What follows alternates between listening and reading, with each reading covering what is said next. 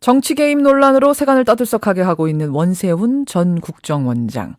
지난주에 퇴임을 하면서 이제는 전 국정원장이 됐는데요. 퇴임하자마자 미국으로 출국을 시도했는데 야당에서 도피성 출국이라면서 강하게 반발했습니다. 자, 그래서 결국 출국 금지령까지 내렸죠. 도피성 출국이라고 주장하는 이유를 직접 들어보죠. 민주당이 이 문제에 대한 전담위원회를 꾸렸군요. 국정원 헌정파괴 국기문란 진상조사특별위원회, 이른바 원세훈 게이트 소속 의원입니다. 지난주에 처음 그 국정원장님 말씀이란 문건을 공개하기도 한 분, 진선미 의원 연결이 돼 있습니다. 진 의원님 안녕하세요. 네, 안녕하세요. 반갑습니다. 어제 공항까지 나갔다 오셨어요?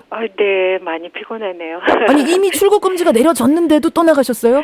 왜냐하면 출국 금지라는 일부 보도가 나왔지만 예. 그 부분을 저희가 공식적으로 법무부나 검찰 쪽에 확인을 해봤지만 어느 쪽에서도 확인이 되지 않았습니다. 그리고 지금까지 사실 원세훈 전 국정원장이 12월 11일에 이 문제가 처음 밖으로 불거졌을 때부터 예. 일관되게 본인은 계속 사실을 부인했고 거짓말만 해오셨거든요. 그래서 저희는 이 부분을 명확하게 공식적으로 확인되지 않은 상태에서는 너무 불안했죠. 불안해서. 예, 그래서 저는 오히려 헛수고이기를 기대하는 마음으로 갔습니다. 그래서 네. 거기 현장에서 출국을 안 하는 것까지 확인하고 돌아오셨어요. 네. 그렇게까지 강하게 출국해서 안 된다라고 주장하는 건 도피성이 확실하다고 보시기 때문입니까?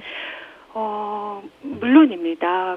그리고 그 무엇보다 이 사안의 엄중성과 그리고 그분이 이 사건의 가장 핵심 인물이기 때문에 그 신병의, 그러니까 수사의 핵심은 그 당사자의 신병 확보가 중요한 거죠. 그래서 구속까지도 하고 그렇지 않습니까? 예. 그런데 지금 그분이 당장 사라지면 이 사안이 정확하게 밝혀지는데 매우 심각한 장애가 발생하는 거죠. 아하. 네, 그리고 도피 여부는 사실은 너무 이례적인 상황이 많이 발견된 거죠. 일단 본인이 살고 계시던 집에서 짐이 다 빠져나갔습니다. 예. 거기다가 21일 저녁 밤에 부랴부랴 퇴임식을 일부 사람들만 함께하는 자리로 마무리를 짓고 퇴임식을 밤에 했어요. 네.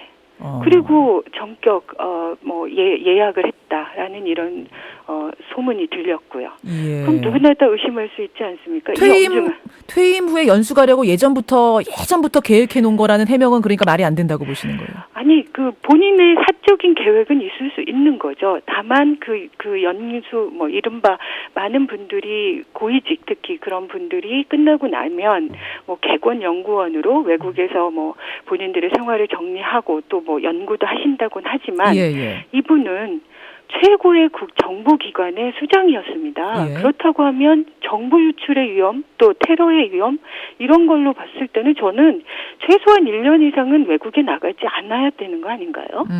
저는 그런 생각이 드는데 상식적으로. 그런데 퇴임식을 밤에 야간에 급히 마무리하고 며칠 내에 바로 외국으로 나간다고 하면 그 누가 그것의 의도를 순수하다고 믿을 수 있을까요? 예. 네. 오늘 아침 노컷뉴스 단독 보도를 보셨는지 모르겠습니다만 원세훈 전 국정원장의 개인 비리에 관해서도 지금 검경이 내사 중에 있다 이런 보도였습니다. 혹시 이 부분도 알고 계시는 바가 있습니까? 구체적인 내용을 밝힐 수야 없겠지만 그 개인적인 비리가 매우 심각하다는 얘기 들었었고요. 정치 개입 의혹 말고 그러니까 개인 그렇습니다. 비리. 네. 왜냐하면 이렇게 공공연하게 누구에게나 금지돼 있다고 생각할 수 있는 당연하다고 생각하는 정치 개입을 공공연하게 전 직원들에게 지시를 내렸을 정도면 그분이 가진 그 권력을 본인의 사사로운 영역에다 활용하지 않았다라고 우리가 믿을 수 있을까요? 그런 생각이 듭니다. 예, 원장님 지시사항 또는 원장님 말씀이라고 불리는 그 내용들. 이걸 국정원에서는 지금 고유한 업무, 정당한 업무라고 계속 주장을 하고 있는데 이 부분에 대해서는 확신하십니까? 이것은 정치 개입이라고? 당연하죠. 아마 그 25 문제를 저는 이것이 일주일, 물론 저는 공식적으로 발표한 건 지난주 월요일이었지만 사실관계를 확인하기 위해서 시간이 걸렸던 거고 사실 이걸 받은 건 그 몇 주 전입니다. 그런데 매일 이거를 읽어봅니다. 정말 예. 갈수록 정말 엄청난 일이다라는 생각이 듭니다. 우리 역사상 예전엔 중앙정보부, 그러니까 지금 안기부. 국정원 안전기획부라고 그러는가요? 그러니까 예전에 우리가 이 정보기관의 잘못된 권력 남용으로 인해서 얼룩진 수많은 사람들이 지금 재심이 왜 일어납니까? 재심을 통해서 예전에 간첩으로 몰려서 거의 패가망신 또 사형까지 당한 그런 분들의 죄가 지금 수십 년이 지난 지금에 와서야 그것이 무죄로 판명나는 사례들이 속속 등장하고 있지 않습니까? 예. 그런 우리의 상처 있는 근대사가 있습니다. 예. 그런데도 불구하고 수년간 장기 집권을 하는 국정원장이 직접 그 직원들에게 공개적으로 이렇게 정치 개입을 공공연하게 지시했다는 사실이 너무 저는 법을 공부한 사람으로서 예. 정말 법치주의, 헌정이 이렇게 유린될 수 있나라는 자괴감마저 듭니다. 지금 진 의원이 공개한 그 내용들을 보면 젊은 층 우군화 정책을 펴야 된다. 네. 4대강 홍보에 관한 내용들. 네. 그리고 북한에 있는 적보다 우리 내부의 적이 더 위험하다. 민주노총, 전교조 이런 이야기들 한 것들이 눈에 띄는데 네. 혹시 이것들 외에 공개한 문건 외에 더 있습니까? 가지고 계신 게? 일단은 그거는 또한 제보자에 대한 안전, 또 그런 여러 가지 고려를 할 부분이 있어서 그것에 대해서 정확하게 말씀드릴 수는 없습니다만, 저는 또 이 부분이 내가 오늘 아침에 이제 한 번 더 읽어보면서, 거론이 되지 않는, 그러니까 예? 공개는 됐지만 거론이 되지 않는 것 중에 정말 충격인 건, 왜 이분들은 본인들이 북한과의 관계 속에서 본인들의 행위만이 국가 안보를 위한다고 착각할까요? 저는 이 부분이 제가 지금 이걸 한번 읽어드려 보겠습니다. 예. 그 공식적인 문건 안에 아직도 일부 국민들은 과거 햇볕 정책을 통해 북한의 위협을 막는 것이 낫다는 잘못된 의식을 갖고 있으므로 이를 바로잡는 안보 교육이 절실함. 그러니까 햇볕 정책 자체를 이미 잘못된 것으로 판단해 놓은 그 전제부터 틀렸다. 그렇죠. 햇볕 정책은 물론 각 정권을 잡은 분들의 어떤 정책의 차이는 있을 수 있으나 이 햇볕 정책은 노벨 평화상까지 받은 우리에게 어떻게 보면 너무나 자랑스러울 수도 있는 한 대통령의 정책이었고요. 그걸 통해서 매우 진전된 부분도 있다고 봅니다. 그런데 그것에 대한 평가는 나뉠 수 있으나 예. 지금 이게 바로 국가 안보를 하신 게 아니라 정권 안보를 하신 거죠. 어떻게 이거를 정보기관이 공공연하게 모든 국정원 직원들에게 잘못됐다라고 단정할 수 있습니까? 알겠습니다. 지금 공개한 문건 외에는 더 있어도 지금 말하기는 좀 어렵다고 말씀하시면서 내부 고발자, 그러니까 이 문건을 건넨 분 이야기를 지금 잠깐 하셨는데요, 진선미 의원님. 네.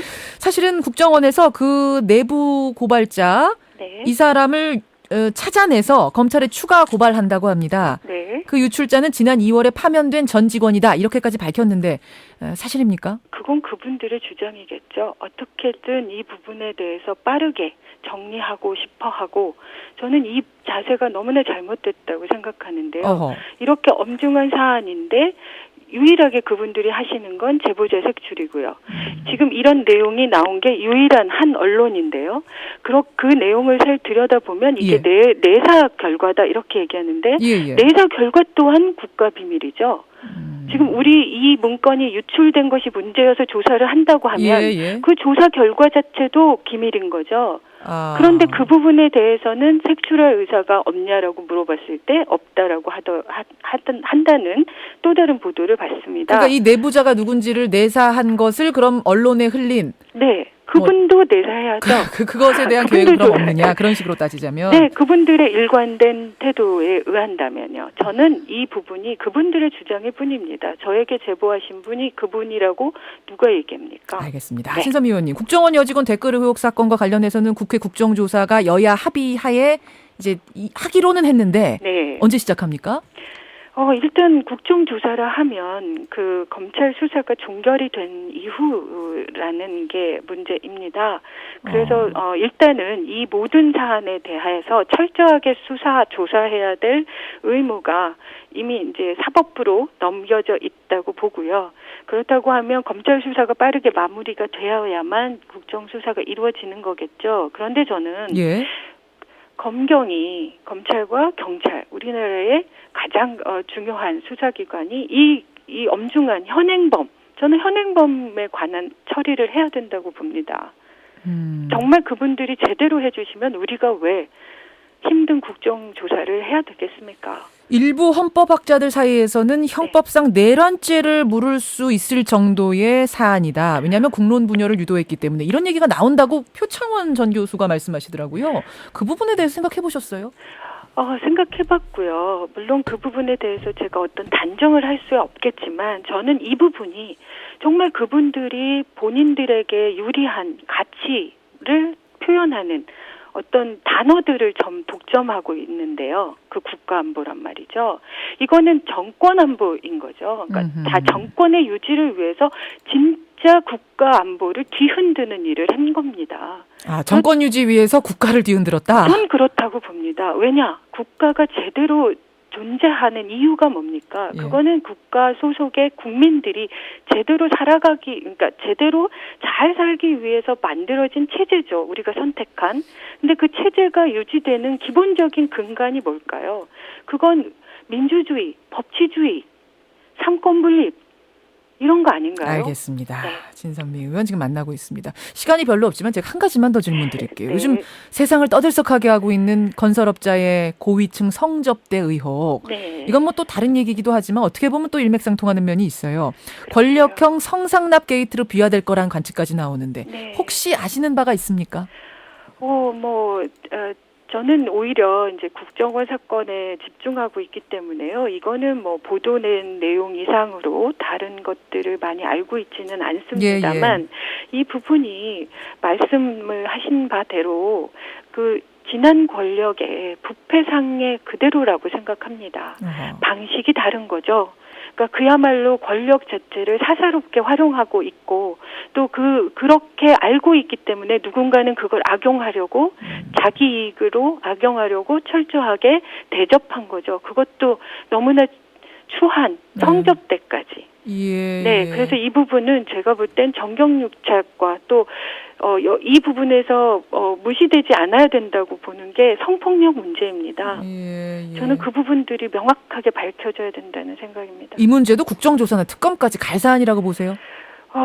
저는 이제 일단 걱정스러운 게요. 이 지금 성접대의 추문의 대상자들을 보십시오. 예. 우리가 그 대선 과정에서 끊임없이 특별하게 그런 고위직 공무원들에 대한 수사를 담당하는 별도의 부서를 마련해야 된다라는 논의가 있었던 것이 그 배경이 바로 지금 검찰, 경찰, 온갖 주요한 이 사건 수사를 담당해야 될 기관의 수장들이 관련이 돼 있기 때문에 좀 걱정스럽습니다. 여기까지 오늘 말씀 듣겠습니다. 진선미 의원님 고맙습니다. 네, 감사합니다.